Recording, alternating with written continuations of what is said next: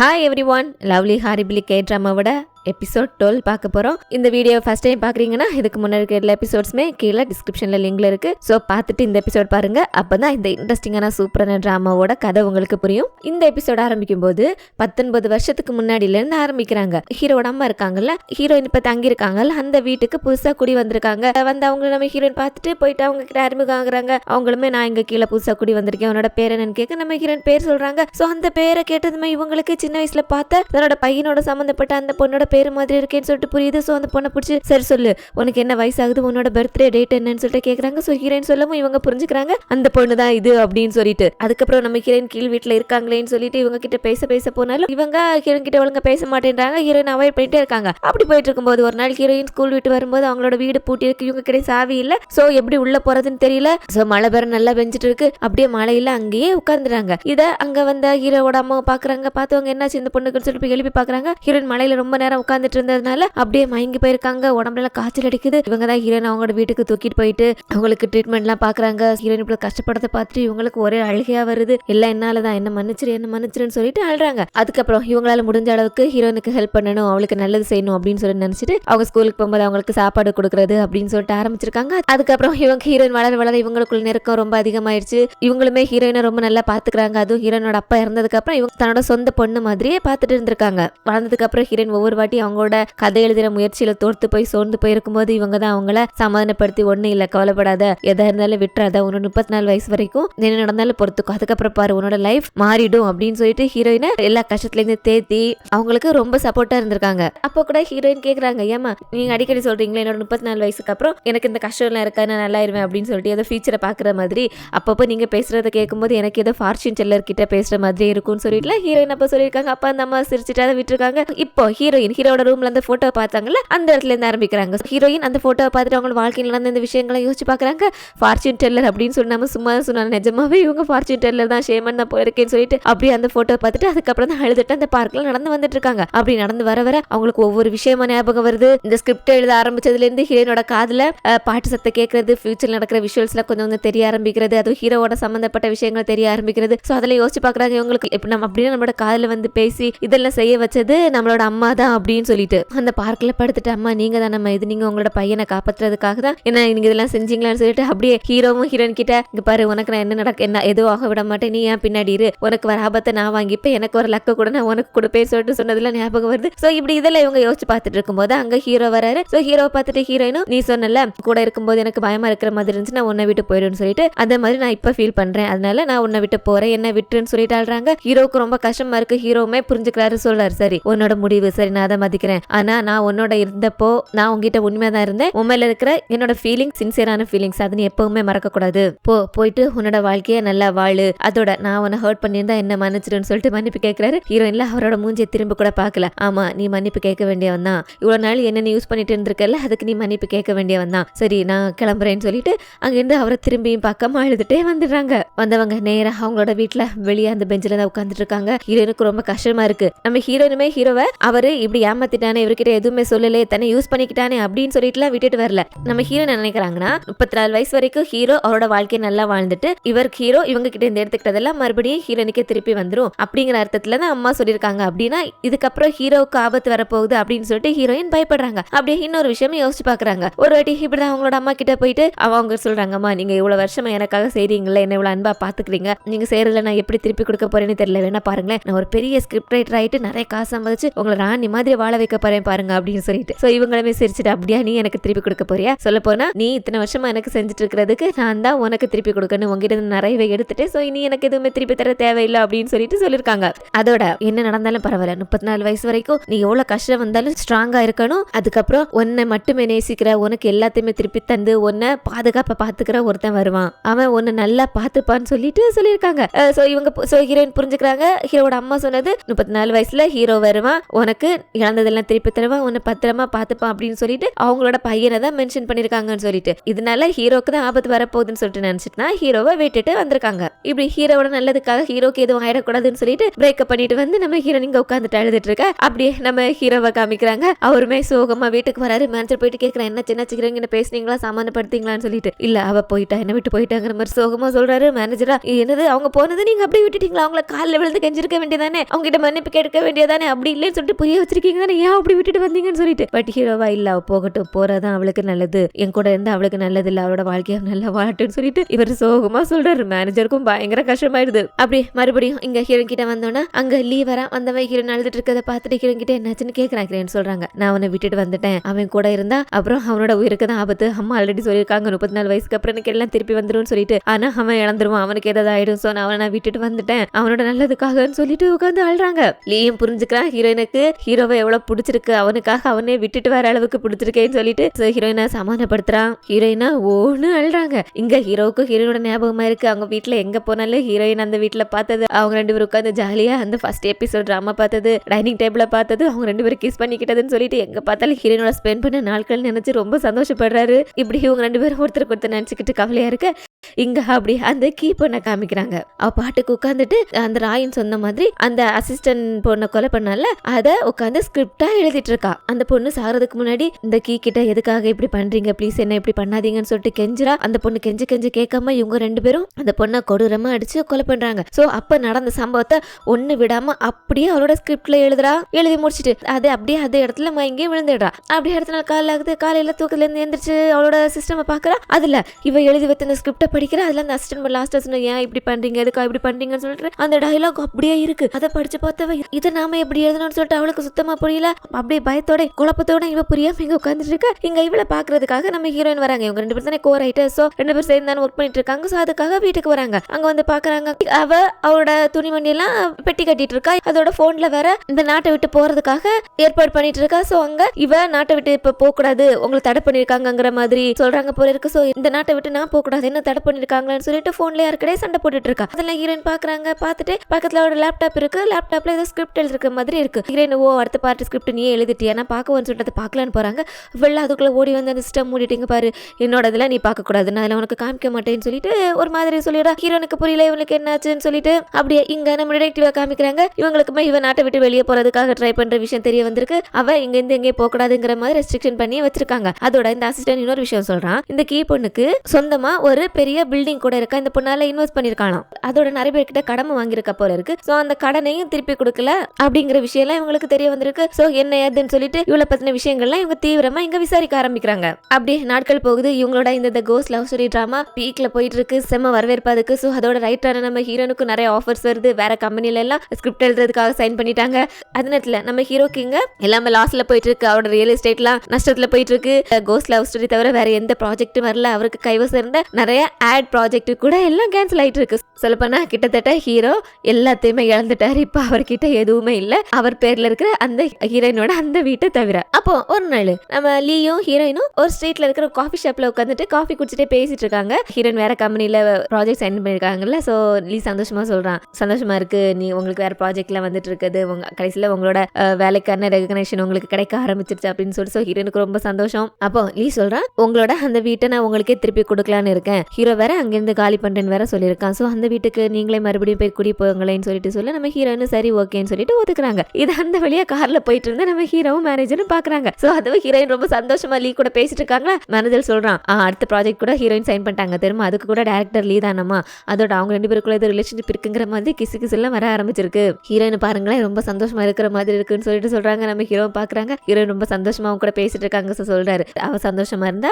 எனக்கும் சந்தோஷம் தான், அதோட லீக்குமே அவளை ரொம்ப பிடிக்கும், சோ அவன் கண்டிப்பா அவளை சந்தோஷமா தான் வச்சிருப்பான் அப்படின்னு சொல்லிட்டு இவங்க 2 பேரும் அடுத்ததா எங்க போறாங்கன்னா இவரோட ஃப்ரெண்ட்ஸுங்க 2 பேர் இருக்காங்களா அவங்களோட வீட்டுக்கு. அதான் அவரோட வீட காலி பண்றேன்னு சொல்லி லீ கிட்ட சொல்லிட்டார்ல. சோ காலி பண்ணிட்டு ஹீரோயின் அவங்களோட பழைய வீட்டை காலி பண்ணிட்டு புது வீட்டு போறதுக்கு அப்புறம் தானே இவர் அந்த பழைய வீட்டு அந்த வீட்டுக்கு போக முடியும். சோ அது வரைக்கும் தங்குறதுக்காக இந்த ஃப்ரெண்ட்ஸோட வீட்டுக்கு வந்திருக்காங்க. அவங்க சொல்றாங்க, இது சின்ன ரூம் தாண்டா, நீ இவ்வளவு வசதியா வாழ்ந்துட்டு அட்ஜஸ்ட் பண்ணிப்பேன்னு சொல்லிட்டு ஹீரோவா அதுல ஒரு பிரச்சனை இல்லை, அதுக்கு முன்னாடி நான் அவங்களோட சேர்ந்து வாழ்ந்தா வந்தானே எனக்கு அதுல பிரச்சனை இல்லைன்னு சொல்லிட்டு அங்கே தங்கிக்கிறாரு. அப்படியே நைட்டு தூங்கலான்னு சொல்லிட்டு எல்லாரும் படுத்துட்டு இருக்காங்க. ஹீரோக்கு தூக்கமே வர மாட்டேங்குது. ஹீரோனோட ஞாபகம் ஞாபகமாவே இருக்கு. புரண்டு புரண்டு படுக்கிறாரோட ஃப்ரெண்ட்ஸ் கேக்குறாங்க ஏன்டா இப்படி தூங்காம புரண்டு புரண்டு படுத்திருக்கேன்னு சொல்லிட்டு ஹீரோ சொல்றாரு தெரியலையே எனக்கு தூக்கம் வரலையே புது இடமா இருக்கிறதுனால அப்படி இருக்கும் என்னமோன்னு சொல்லிட்டு. அப்போ டேய் ஏன்டா போய் சொல்ற உனக்கு ஹீரோனோட ஞாபகமா இருக்குன்னு சொல்லு. இப்படி அவங்க ரொம்ப மிஸ் பண்ற உனக்கு அவங்கள பிடிச்சிருக்குன்னா பேசாம அவங்களை கல்யாணம் பண்ண வேண்டியதானே எதுக்காக அவங்கள விட்டு பிரிஞ்சு வந்த அப்படின்னு சொல்லி இப்படி இவங்க 3 பேர் தொண படுத்துட்டு இருக்க. அங்க நம்ம மேனேஜர்ல அடடடா தூங்குங்கடா ஏன்டா அவருக்கு தூங்க விடாம டிஸ்டர்ப் பண்ணிட்டு இருக்கீங்க அவர் டயர்டா இருக்காரு படுத்து தூங்குங்கன்னு சொல்லிட்டு கத்தி விட எல்லாருமே ஆமா தூங்குன்னு சொல்லிட்டு அப்படியே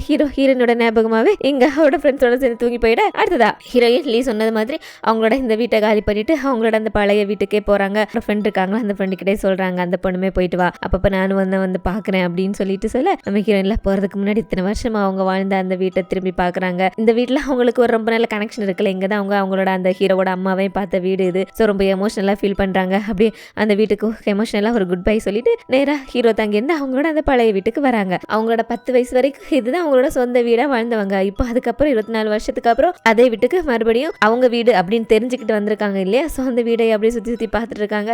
அப்போ நம்ம லீ ஒரு விஷயம் யோசிச்சு பார்க்கணும் என்னன்னா ஹீரோ தான் லீயை பார்த்து பேசி நீ சொன்னால ஆல்ரெடி இந்த வீடு வேற ஒருத்தருக்கு போக வேண்டியதுன்னு அந்த ஹீரோயின் தானே. ஸோ இந்த வீடை நம்ம மறுபடியும் ஹீரோயின் கிட்டே கொடுத்துடலாம் அவ இங்க வரட்டும் நான் இந்த வீட்டை விட்டு போயிடுறேன் அவளுக்குரியது அவளுக்கே திருப்பி கிடைக்கட்டும்னு சொல்லிட்டு போய் பேசியிருக்காரு. ஸோ இவனுமே அதுக்கு ஒத்துக்கிட்டு அதுக்கப்புறம் ஹீரோ வீடை காலி பண்ண நம்ம ஹீரோயின் இங்க கூடி வந்துட்டாங்க. இப்படி ஹீரோயின் அந்த வீட்டுல ஒவ்வொரு இடமா போக ஹீரோ அந்த வீட்டுல இருந்து அவரும் அந்த வீட்டுல கொஞ்ச நாள் வாழ்ந்திருக்காருல. ஸோ அவருமே இந்த வீட்டை விட்டு பிரியும் போது அந்த ஞாபகமா அந்த வீட்டை விட்டு வெளியே வந்தது நம்ம ஹீரோயின் இப்போ அந்த வீட்டுக்குள்ள போறதுமா நமக்கு அப்படியே விஷுவலா காமிச்சிட்டு அடுத்ததா நம்ம லீயும் ஹீரோயினும் ஸ்கிரிப்ட் விஷயமா பேசுறதுக்காக கீயை பாக்குறதுக்காக கீயோட அபார்ட்மெண்ட்டுக்கு வராங்க. அங்க வந்த கீ இருக்கிற மாதிரி இல்ல பட் பொருட்கள்லாம் இறஞ்சு போயிருக்கு.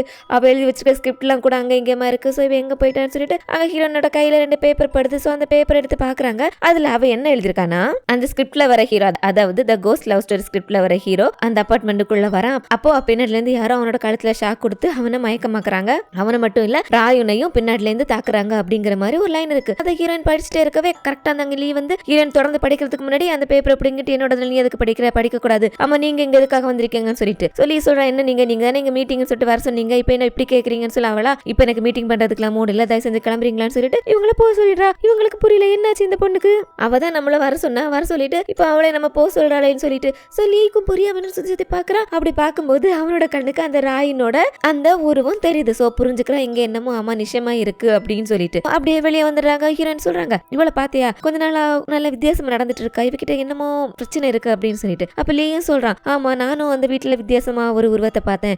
பட் நான் பார்த்தது அந்த உருவம் என்ன பார்த்து மறைஞ்சு போயிடுச்சு. அதனால எனக்கு அது யாருன்னு கரெக்டா கண்டுபிடிக்க முடியல. ஆனா எனக்கு என்னமோ இந்த உருவம் அன்னைக்கு ஷூட்டிங் ஸ்பாட்ல ஹீரோ கிட்ட இருந்த அந்த ராயூன் அப்படின்னு சொல்லிட்டு சொல்ல வராரு. ஹீரோயினும் ஹீரோட பேரை கிட்டது என்ன ஹீரோக்கு என்னங்கிற மாதிரி ஒரு மாதிரி பதட்டமா கேக்குறாங்களா. இவன் புரிஞ்சுக்கிறான் ஆல்ரெடி ஹீரோயின் ஹீரோவை நினைச்சு கவலையா இருக்காங்க அவனுக்கு ஏதோ ஆயிடுமான்னு சொல்லிட்டு. இப்ப இதை வேற சொன்னோன்னா இவன் இன்னும் கொஞ்சம் பதட்டம் ஆயிடுவா டென்ஷன் ஆயிடுன்னு சொல்லிட்டு இல்ல எனக்கே கன்ஃபார்மா தெரியல நான் கன்ஃபார்ம் பண்ணிட்டு அப்புறம் சொல்றேன்னு சொல்லிட்டு ஹீரோயின் கிட்ட இப்போதைக்கு சொல்லாம விட்டுறான். அடுத்ததா ஹீரோயின் அவங்க இருந்த அந்த பழைய வீட்டை விட்டுட்டு ஹீரோயின் அந்த வீட்டுக்கு போயிட்டாங்கல்ல. ஹீரோ இப்போ இந்த வீட்டுக்கு கூடி வந்திருக்காரு. வந்தவர் அங்க அவங்க அம்மா நடத்திட்டு இருந்த அந்த கடை இருக்குல்ல அந்த கடைக்குள்ள எல்லாம் போயிட்டு நிக்கிறாரு. அங்க இருக்க டேபிள் சேர் எல்லாம் பாக்குறாரு. பார்த்தவருக்கு அவங்க அம்மாவும் ஹீரோயினும் சேர்ந்து இங்க டைம் ஸ்பெண்ட் பண்ண நாட்கள்லாம் ஞாபகம் வருது. அவங்க அம்மா கிட்ட சொல்றாங்க அம்மா நான் இங்க வந்துட்டேன் இனிமே நான் இங்க தான் இருக்க போறேன் உங்க பக்கத்துல. இனிமே நீங்க ஹீரோனுக்கு எந்த தொந்தரவும் கொடுக்க கூடாது அவளோட வாழ்க்கையை வாழ விடுங்க அவளை டிஸ்டர்ப் பண்ணாதீங்கன்னு சொல்லிட்டு இதுக்கு முன்னாடி இவர் ஹீரோ வீட்டுல தங்கி இருக்கும்போது ஹீரோனோட பெட்ரூமுக்கு மேல இருக்க இடத்துல தானே தங்கிருப்பாரு. அந்த ஓட்ட வழியா கூட ஹீரோயின் கிட்ட பார்த்து பேசிட்டு இருப்பார்ல அதே இடத்துல போயிட்டு தரையில ஒரு பெட்ஷீட்டை விரிச்சு படுத்து தூங்குறாரு.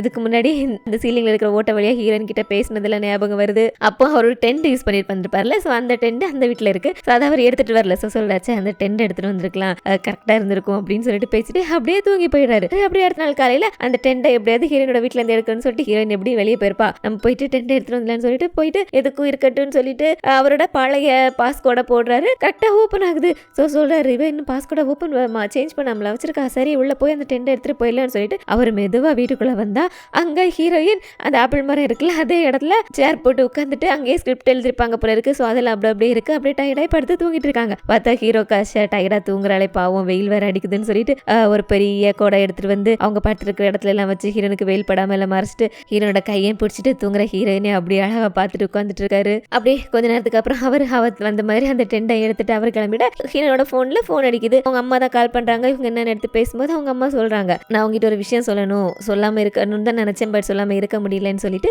ஹீரோ கிட்ட இருந்து காசு வாங்கின விஷயத்த சொல்லி எனக்கு ஒரு மாதிரி காமிக்கிருக்கு. அவனுக்கு எப்படி அந்த காசை திருப்பி கொடுக்கணும், ஸோ உங்ககிட்ட காசு இருந்துச்சுன்னா நீ அந்த காசை எனக்காக அவனுக்கு திருப்பி கொடுத்துடேன்னு சொல்லிட்டு அந்த விஷயத்த சொல்றாங்க. கேட்ட ஹீரோக்கா ஒரு மாதிரி ஆயிடுச்சு. ஹீரோ அம்மாக்கு காசு கொடுத்துருக்காங்க, அம்மா அவங்க கிட்ட இருந்து காசு வாங்கியிருக்காங்களேன்னு சொல்லிட்டு அப்படியே சரின்னு சொல்லிட்டு திரும்பி பாக்குறாங்க. பார்த்தா பக்கத்துல இருந்து டெண்டை காணோம். ஸோ புரிஞ்சுக்கிறாங்க ஹீரோ தான் வந்து அந்த டெண்டை எடுத்துட்டு போயிருக்காங்க அப்படின்னு சொல்லிட்டு இந்த காசை ஹீரோ கிட்ட எப்படி திருப்பி கொடுக்கணும்ல. மேனேஜருக்கு கால் பண்ணி ஹீரோக்கு நாளைக்கு எங்க ஷூட்டிங்னு சொல்லிட்டு கேட்டுட்டு அந்த ஷூட்டிங் நடக்கிற லொகேஷனுக்கு ஹீரோவை பாக்குறதுக்காக போறாங்க. ஹீரோக்கும் ஹீரோயின் அந்த இடத்துல பார்த்தது ஷாக் தான், என்னாச்சு எதுக்காக இங்க வந்திருக்கு, ஏதாவது முக்கியமான விஷயம் சொல்லணுமான்னு சொல்லி அவங்க அம்மாவுக்கு ஹீரோ கொடுத்த அந்த காசை எடுத்து இந்த பிடி எங்க அம்மா எங்கிட்ட எல்லா விஷயமும் சொல்லிட்டாங்க, நீ அவங்களுக்கு கொடுத்த காசு நீ எதுக்கு எங்க அம்மாக்கு காசு கொடுத்தா அது எங்கிட்ட சொல்லாம எதுக்கு கொடுத்தேன்னு சொல்லிட்டு கோவமா கொடுக்குறாங்க. ஹீரோவை இங்க பாரு, இது ஒண்ணு நான் அவங்களுக்கு லோனா கொடுக்கல, திருப்பி வாங்குறதுக்கு ஒரு அக்கறையில பாசமா கொடுத்தது, ஸோ இதை நான் திருப்பி வாங்குற மாதிரி ஐடியால இல்ல அப்படின்னு சொல்லிட்டு. பட் ஹீரோனா இல்ல, உன்னோட காசு எனக்கு தேவையில்லை, அதனால மரியாதையை திரும்பி வாங்கிக்கோன்னு சொல்லிட்டு இவருக்கு இவங்க கொடுக்க அவங்க வேண்டாம் வேண்டாம்னு சொல்லிட்டு திருப்பி தந்துட்டு இருக்க வேண்டாம் வேண்டாம் இவர் சொல்ல அப்படியே இவரோட கைப்பட்டு அந்த காசு வேற கீழே விழுந்துருது.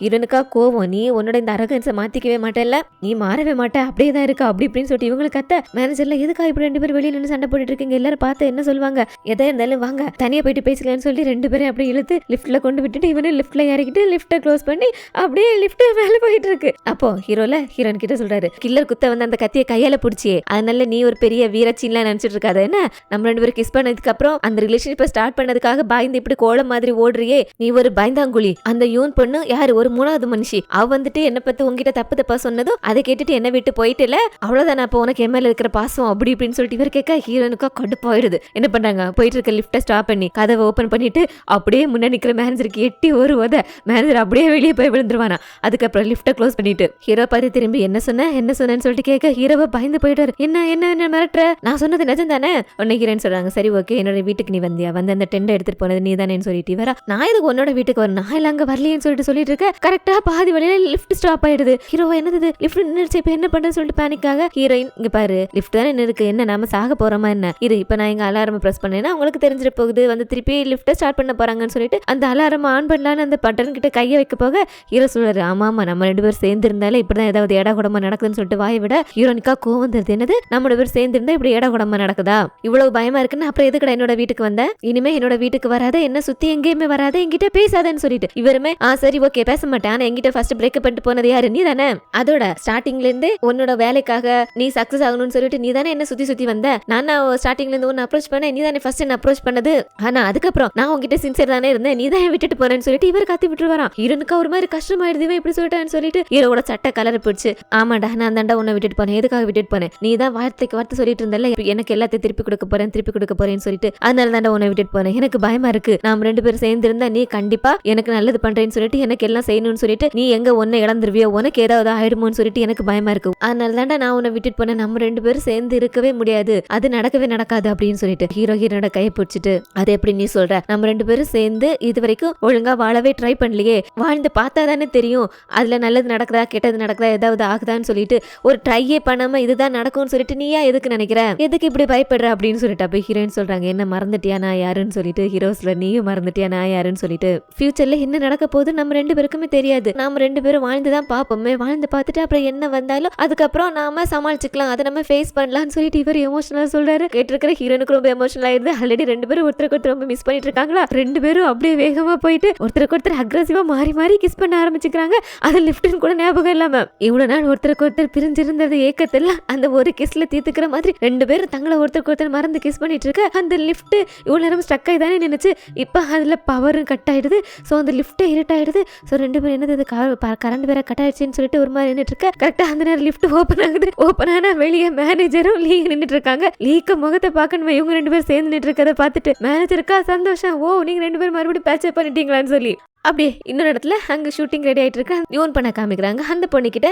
இந்த லவ் கோஸ்ட் ஸ்டோரியோட பார்ட் 13 கொண்டு வந்து கொடுக்குறாங்க. ஸோ இந்த பொண்ணு வந்துருச்சான்னு சொல்லிட்டு அதை ஓப்பன் பண்ணி படிக்க ஆரம்பிக்கிறேன். அந்த ஸ்கிரிப்ட் முடியும் போது அதில் லாஸ்ட் என்ன இருக்குன்னா, கேரக்டர் வர ஹீரோ ஒரு ரூமுக்குள்ளே என்ட்ராகிறாரு. ஸோ அவன் பின்னாடிலேருந்து யார் அவனோட கழுத்தில் ஷாக் கொடுக்குறாங்க. அப்படியே அவன் மயக்கமாகறான். அது யாருன்னு தெரியல அப்படிங்கிற மாதிரி முடியுது. ஸோ இதுக்கு அடுத்து வர விஷயங்கள் அடுத்த பாட்டில் தான் வரும் அப்படிங்கிற மாதிரி இருக்கு. பார்த்து இந்த பொண்ணுக்குள்ள இது எப்படி இந்த ஸ்கிரிப்ட்ல வந்துன்னு சொல்லிட்டு அவ பிரியாம குழம்பி போயிட்டு அதை பார்த்துட்டு இருக்கவே அங்க அவ பின்னாடி அந்த ராயனோட உருவம் நிக்கிற மாதிரி அவருக்கு தோணுது. சோ திரும்பி பாக்குற நிஜமாவே அந்த ராயனோட உருவம் தான் இருக்கு இவளான்னு சொல்லிட்டு இவ அந்த ராயனோட உருவத்தை ஃபாலோ பண்ண ஆரம்பிக்கிறா. அந்த ராயனுமே இவள அப்படியே அந்த ஸ்டுடியோல இருந்து வெளியே கூட்டிட்டு போயிட்டு வெளியே போயிடுது. சோ போய் நின்னுட்டு இது ராயன் தானே, இவ இறந்து போயிட்டாளா, இவ எப்படி இங்க வந்தான்னு சொல்லிட்டு சுத்தி முத்தி பாக்குறா. பட் இவளோட கண்ணுக்கு எதுவுமே தெரியல. அந்த பொண்ணு மறைஞ்சு போயிட்டா. ஸ்கிரிப்ட்ல வேற அப்படி ஒரு லைன் இருக்கு, இங்க இந்த ராயனோட உருவம் வேற கண்ணுக்கு தெரியுது. சோ என்னவா இருக்கும்னு சொல்லிட்டு இவள் இங்க புரியாம நின்னுட்டு இருக்க. இங்க லீ ஹீரோவை கூட்டிட்டு போயிட்டு தனியா பேசுறோம், நீங்க 2 பேரும் மறுபடியும் சேர்ந்துட்டீங்களா அப்படின்னு சொல்லிட்டு. அப்போ லீ ஹீரோ சொல்றீங்க பாரு, நாங்க 2 பேரும் எங்களோட ரிலேஷன்ஷிப்ல உறுதியா தான் இருக்கும், நீ இதுல தலையிடாம இருக்கிறதா உனக்கு நல்லது அப்படின்னு சொல்லிட்டு லீ சொல்றான். எது தலையிடாம இருக்கு நான் நல்லது, நீங்க 2 பேரும் சேர்ந்துட்டீங்கன்னா அது உங்களுக்கு தான் நல்லது இல்ல, உனக்கு தெரியுமா? ஹீரோயின் உன்னை விட்டுட்டு வந்ததுக்கு காரணமே அவங்களோட அம்மா சொன்ன 34 வயசுக்கு அப்புறம் ஹீரோயினுக்கு அவங்க இழந்ததெல்லாம் திருப்பி கிடைச்சிரும், திருப்பி கொடுக்கறதுக்காக நீ வருவேன்னு சொல்லிட்டு அவங்க ஆல்ரெடி சொல்லியிருக்காங்க. அப்படி நீ வந்து அவங்க இழந்ததெல்லாம் அவங்களுக்கு திருப்பி கொடுக்கும்போது அதனால உனக்கு ஏதாவது ஆயிடுமோன்னு சொல்லிட்டு அவ பயப்படுறா. அதனாலதான் உன்னை விட்டுட்டு வந்தா. அதோட உன்னோட அம்மாவே எதுக்காக இதெல்லாம் செஞ்சுட்டு இருக்காங்க, ஹீரோயினுக்கு 34 வயசுக்கு அதுக்கப்புறம் எல்லாம் சரியாகுன்னு சொல்றாங்கன்னு நினைக்கிறேன். 24 வருஷத்துக்கு முன்னாடி அந்த உங்க அம்மா பண்ண செரமனில ஹீரோயினோட ஃபார்ச்சூன்ல எடுத்து உனக்கு கொடுத்துட்டாங்க. அதுக்கப்புறம் அந்த கில்ட்டினாலதான் திருப்பி மறுபடியும் ஹீரோ கிட்ட எடுத்து அந்த ஃபார்ச்சூனை ஹீரோனுக்கு மறுபடியும் திருப்பி கொடுக்கணும்னு சொல்லிட்டு அவங்க 34 வயசு வரைக்கும் காத்திருக்க சொல்லிருக்காங்க. அப்படின்னா உனக்கு ஆபத்து, அதனாலதான் ஹீரோயின் பயப்படுறாங்கன்னு சொல்லிட்டு அந்த விஷயங்களை ஹீரோ கிட்ட சொல்றான். அதுல கேட்டுட்டு ஹீரோவும் இதுக்கப்புறம் என்ன பண்ணலாங்கிற மாதிரி நின்னுட்டு இருக்காரு. அப்படியே இங்க மேனேஜரை காமிக்கிறாங்க. ஹீரோயினோட வீட்டுல இருக்காங்க. மேனேஜர் ஹீரோயின் கிட்ட எனக்கு உங்களை ரொம்ப பிடிக்கும் தெரியுமா, அது உங்களோட இந்த கதை எனக்கு ரொம்ப பிடிக்கும், அந்த ஸ்கிரிப்ட படிச்சதுக்கு அப்புறம் எனக்கு ரொம்ப ஆர்வம் ஆயிடுச்சு, அன்னைக்கு கூட சொன்னீங்களே அந்த 16 எபிசோட் வரைக்கும் நீங்க டிராஃப்ட் போட்டு வச்சிருக்கீங்கன்னு சொல்லிட்டு, சோ லாஸ்ட் கிளைமேக்ஸ்ல என்ன ஆகும்னு எனக்கு கொஞ்சம் சொல்லுங்களேன், இந்த கதை இனிமே எப்படி போகுதுன்னு எனக்கு தெரிஞ்சாகணும், எனக்கு அந்த ஸ்கிரிப்ட சொல்லுங்களேன்னு சொல்லிட்டு ஹீரோயின்லாம் சிரிச்சுட்டு, நீ என்னதான் இப்படி முகத்தை வச்சுட்டு கேட்டாலும் நான் சொல்ல மாட்டேன், நீ கதை வரும்போது பார்த்து தெரிஞ்சுக்கன்னு சொல்லிட்டு சொல்லிடுறாங்க. இவனுக்காச்சா என்ன கேட்டாலும் சொல்ல மாட்டேன்றாங்களே அப்படின்ட்டு. அதே நேரம் இவன் பொண்ணு அந்த 13 ஸ்கிரிப்ட படிச்சால, அந்த ஸ்கிரிப்ட்ல மேக்ஸிமம் ஒர்க் பண்ணி எழுதுனது யாருன்னா அந்த கீ இருக்கால, அவ அந்த லைன் ஆட் பண்ணிருக்கானே, கீக்கு என்னமோ தெரிஞ்சிருக்கு, சோ அவதானே இதை எழுதிருக்கா, அவகிட்ட போய் கேட்டலான்னு சொல்லிட்டு அவளை பாக்குறதுக்காக அவளோட அப்பார்ட்மெண்ட்டுக்கு வரா. இங்க வந்தா அந்த பொண்ணா பயங்கரமா குடிச்சிட்டு ஃபுல் போதையில அடுத்தது என்ன ஸ்கிரிப்ட் எழுதலாம்னு சொல்லிட்டு உட்காந்து அடுத்த ஸ்கிரிப்டை உட்காந்து ரெடி பண்ணிட்டு இருக்கா. ஐயோ வந்ததை பார்த்தது என்ன, இங்க எதுக்காக நீ வந்திருக்க நல்லாவே தெரியும், என்ன அந்த ஸ்கிரிப்டை படிச்சுட்டு தானே வந்திருக்க, எனக்குமே முன்னால தெரியல, ஆனா இப்பதான் எனக்கு தெரியுது அது நீ தானே 8 வருஷத்துக்கு முன்னாடி ஹீரோ அப்படி டிராப்ல மாட்ட வச்சு அங்க தீ விபத்தை ஏற்படுத்தினது நீ தானேன்னு சொல்லிட்டு கேப்பா பாருங்க. இந்த பொண்ணா ஷாக் ஆயிடுறா, இது எப்படி உனக்கு தெரியும் அப்படின்னு சொல்லிட்டு. அப்படியே ஒரு பிளாஷ்பேக்கும் போறாங்க. 8 வருஷத்துக்கு முன்னாடி ராயன் வர சொன்னது மாதிரி ஹீரோவை அந்த அபார்ட்மெண்ட்டுக்கு வர சொன்னது இந்த யூனோட வேலை தான். அப்படி ஹீரோவும் ராயன் தான் கூப்பிட்டா அப்படின்னு நினைச்சு அவகிட்ட அவன் ஏன் இப்படி எல்லாம் பண்றான்னு சொல்லிட்டு கேட்கலான்னு வந்தவரை அவர் பாக்குறதுக்கு முன்னாடியே பின்னாடில இருந்து அவரோட கழுத்துல ஷாக்கு கொடுத்து அவரை மயக்கமாக்கிட்டு மயக்கம் அந்த ஹீரோவை இவ தான் சேர்ல கட்டி போட்டிருக்கா. இவளோட ஐடியா என்னன்னா, இப்படி ராயன் கூப்பிட்டது மாதிரி ராயனோட அபார்ட்மெண்ட்டுக்கு இங்க ஹீரோ வர வச்சு அவரை கட்டி போட்டுட்டு அங்க இருந்து போயிடணும். அதுக்கப்புறம் ஹீரோ கண்முழிச்சு பார்த்துட்டு ராயன் தான் இப்படி பண்ணிட்டான்னு சொல்லி ஆல்ரெடி ராயன் மேல இவங்களுக்கு டவுட் இருந்ததுல, ராயன் தான் இப்படி பண்றான்னு சொல்லிட்டு ஹீரோக்கு கன்ஃபார்ம் ஆகும். ராயன் பிரேக்கப் பண்ணிடுவாரு. அதுக்கப்புறம் இவளுக்கு எந்த பிரச்சனை இருக்காது ஹீரோ அடையிறதுல அப்படின்னு சொல்லிட்டு இவன் நினைச்சிட்டு ஹீரோவை கட்டி போட்டுட்டு அங்கிருந்து வெளியே போயிடலான்னு சொல்லிட்டு வெளியே வரவும் கரெக்டா ராயன் உள்ள வந்திருக்கா. வந்து பார்த்துவியே நீங்க என்ன பண்றேன்னு சொல்லிட்டு அங்க ஹீரோ கட்டி போட்டுருக்க பார்த்துட்டு என்னாச்சு உனக்கு பைத்தியம், எதுக்கு அவனை கட்டி போட்டு வச்சுக்கன்னு சொல்லிட்டு ஹீரோவை எழுப்ப ட்ரை பண்ணிருக்கா. இவள எங்க தன்னோட பிளான் எல்லாம் சொதப்பிடுமோன்னு சொல்லிட்டு பக்கத்துல இருக்கிற ஒரு விளக்கு எடுத்து இந்த ராயனோட மண்டையில அடிச்சு அவளை அட்டாக் பண்ணிருக்கா. நான் உங்ககிட்ட எவ்வளவு வாட்டி சொல்லிருக்கேன் ஹீரோவை நெருங்காத, அவரை விட்டு பிரிஞ்சு போயிடுன்னு சொல்லிட்டு, அவர் எனக்கு தான் சொல்லிட்டு, ஆனா நீ கேட்க மாட்டல, நீ தான் என்ன இப்படி மாத்திட்ட சொல்லிட்டு இவளை தள்ளி விட்டுருக்கா. அப்படி தள்ளி விடும்போது ராயன் கீழே விழுந்ததுல ஆல்ரெடி எங்க கேண்டில்ஸ் எல்லாம் கொளுத்தி வச்சிருக்கல, சோ அது அப்படியே போயிட்டு அந்த கர்டன்ல எல்லாம் ஏறி ஆரம்பிச்சு இந்த அபார்ட்மெண்டே 10 ஏறி ஆரம்பிச்சிருக்கு. சோ அதுக்கப்புறம் இவ செத்துப்போ, நீ எல்லாம் உயிரோட இருக்கவே கூடாது, செத்துப்போன்னு சொல்லிட்டு ராயனோட மண்டையில ஓங்கி அடிச்சு அவளை கொலையும் பண்ணிருக்கா. இப்படி இவளை அடிச்சு போட்டுட்டு ஹீரோவை கட்டி போட்டுட்டு இவ அங்க இருந்து போயிட. அதுக்கப்புறம் தான் ஹீரோ கண்மொழிச்சிருக்காரு. அப்படி அவர் கரகுறைய கண்மொழிக்கும் போது அங்க ராயன் மயங்கி இருக்கிறத பாத்திருக்காரு. அந்த தீயரி அந்த வெப்பம் அந்த புகையில மறுபடியும் மயங்க ஆரம்பிச்சிருக்காரு. இப்போ சொல்றா, இதெல்லாம் உனக்கு எப்படி தெரியும், நீ அங்க இருந்தியா, நீ பார்த்தது மாதிரியே சொல்றேன்னு சொல்லிட்டு. இந்த கீமே பார்த்தது மாதிரியா? ஆமா நான் பார்த்தது மாதிரி தான். ஸ்கிரிப்டோட அடுத்த பார்ட்டே இந்த சீன் தான் வரப்போகுது தெரியுமா, நீ கொஞ்சம் கேர்ஃபுல்லா இரு, உன்னை பத்தின விஷயங்கள் கொஞ்சம் கொஞ்சமா வெளியே வந்துரும் பாருன்னு சொல்லிட்டு இவ இந்த யூனை மிரட்டுற மாதிரி பேச, இந்த யூன்ல அப்படியா இது எப்படி நான் நம்புறது, எங்க உன்னோட ஸ்கிரிப்டை எடுத்துருவாங்க பாப்போன்னு சொல்ல இவளா கொஞ்சம் எடுத்துருவாருன்னு சொல்லிட்டு அந்த ஸ்கிரிப்ட் 14 எடுக்கிறதுக்காக அவ ரூமுக்குள்ள போக இந்த யூன் பொண்ணு எல்லாத்துக்கும் ரெடியா தான் வந்திருப்பா போல இருக்கு. அவ அங்க போனதும் இவ குடிச்சிட்டு இருந்த அவளோட ட்ரிங்க்ல ஏதோ மருந்த கலந்து விட்டுடுறா. சோ அதை தெரியாம அந்த கீ பொண்ணு அந்த பார்ட் 14 எடுத்துட்டு வந்து இவகிட்ட கொடுத்துட்டு இந்த படிச்சு பாரு அப்படின்னு சொல்லிட்டு கொடுத்துட்டு அந்த ட்ரிங்கை எடுத்து குடிக்க ஆரம்பிச்சிடுறா. குடிச்சதுதான் கொஞ்ச நேரத்துல அவளுக்கு ஒரு மாதிரி மயக்கம் வர ஆரம்பிச்சிடுது. சோ அந்த இடத்துல மயங்கியே விழுந்துடுறா. யூன் பண்ண சொல்றா, என்ன நீ எல்லாம் வந்து என்னோட வாழ்க்கையை கெடுத்துருவ, உன்னெல்லாம் அசால்ட்டா போக விட்டுருவேன் நான் நினைச்சியா, என்ன யாராலுமே எதுவுமே செய்ய முடியாதுன்னு சொல்லிட்டு அங்க மயங்கி இருக்கிற கீ பண்ண பார்த்து இவன் முறைச்சிட்டு நின்னுட்டு இருக்க. அப்படியே இங்க ஹீரோவை காமிக்கிறாங்க. லீ சொன்னது, ஹீரோயின் அவங்க விட்டு பிரிஞ்சு போனது எல்லாத்தையுமே யோசிச்சு யோசிச்சுட்டு இதுக்கெல்லாம் ஒரு முடிவு கட்டியாகணும்னு சொல்லிட்டு நேரா ஹீரோனை பாக்குறதுக்காக வராரு. வந்து சொல்றாரு, நம்ம எந்த காலகட்டத்துல இருக்கோம், இது 21st century. இன்னும் கொஞ்ச நாளுக்கு போச்சுன்னா எல்லாமே ரோபோட்டிக்ஸ் வச்சு செய்ய ஆரம்பிச்சிருவாங்க. அந்த அளவுக்கு சயின்ஸ் வேகமா முன்னேறிட்டு இருக்கு. நிலாலுக்கு மனுஷனே கால் வச்சுட்டு இன்னும் அடுத்து எங்க போலாங்கிற மாதிரி யோசிச்சுட்டு இருக்கான். ஆனா நீ இந்த காலத்துல ஃபார்ச்சூன், லக்கு, ரிச்சுவல்னு சொல்லிட்டு அதெல்லாத்தையும் நம்பிட்டு இருக்க. அம்மா 24 வருஷத்துக்கு முன்ன செஞ்ச அந்த ரிச்சுவல் செரிமனியை நீ இன்னும் நம்புறியா? இதெல்லாம் நீ நம்பாத, நீ நம்மளை நம்பு. நாம 2 பேரும் சேர்ந்து ஒன்னா இருக்கிற வரைக்கும் வேற எந்த சக்தியாலையும் நம்மள எதுவுமே பண்ண முடியாது. நம்மளை பாதுகாப்பா வச்சுக்கிறதுக்கு அந்த லக்கி நெக்லஸோ இல்லது எந்த ஸ்பிரிச்சுவல் செரிமனியோ எதுவுமே தேவையில்லை. உனக்கு நான் இருக்கேன், எனக்கு நீ இருக்க. நம்ம 2 பேரும் சேர்ந்து எது நடந்தாலும் பாத்துப்போம். என்ன இதுக்கு நீ தயாரா? என்ன நம்புறியா? என்ன நம்பி என் கூட வரியான்னு சொல்லிட்டு ஹீரோ இப்படி சொன்னதுக்கு அப்புறம் அவங்களுக்குமே ஒரு நம்பிக்கை வந்தது மாதிரி இருக்காம நாம எதுக்கு நான் அதெல்லாம் நம்புறேன்னு சொல்லிட்டு ஓகே நீ சொல்றதை நான் ஒத்துக்கிறேன், நான் உன்னை நம்புறேன். எது நடந்தாலும் நாம 2 பேரும் சேர்ந்து பாத்துக்கலாம், எதுவா இருந்தாலும் ஃபேஸ் பண்ணலாங்கிற மாதிரி இவங்க ஒரு புது நம்பிக்கையோட இவங்க ரிலேஷன்ஷிப்பை அடுத்ததா இன்னும் மறுபடியும் ஃப்ரெஷ்ஷா ஆரம்பிக்க ஸ்டார்ட் பண்றாங்க. அப்படியே இந்த எபிசோட் 12 இந்த இடத்துல முடிச்சிடுறாங்க. ஆனா இவங்க 2 பேரும் என்னதான் இப்படி ஒரு முடிவு எடுத்தாலும் விதி அப்படிங்கிற ஒண்ணு இருக்குல்ல, சோ அந்த விதி இவங்களோட இந்த முடிவுல இவங்க நிலையா இருக்க விடுதா இல்ல அது அதோட வேலையை காட்ட போகுதா அப்படிங்கறத வரப்போற அடுத்தடுத்த எபிசோட்ஸ்ல செம்ம இன்ட்ரெஸ்டிங்கா பாத்துலாம். சோ வீடியோ உங்களுக்கு பிடிச்சிருந்துச்சுன்னா மறக்காம லைக் பண்ணுங்க. என்னோட சேனல் ஃபர்ஸ்ட் டைம் பாக்குறீங்கன்னா தமிழ் ஸ்டோரி லைன் சேனலை சப்ஸ்கிரைப் பண்ணி வச்சுக்கோங்க. அடுத்த இன்ட்ரெஸ்டிங்கான எபிசோட்ல நாளைக்கு பார்க்கலாம். தேங்க்யூ.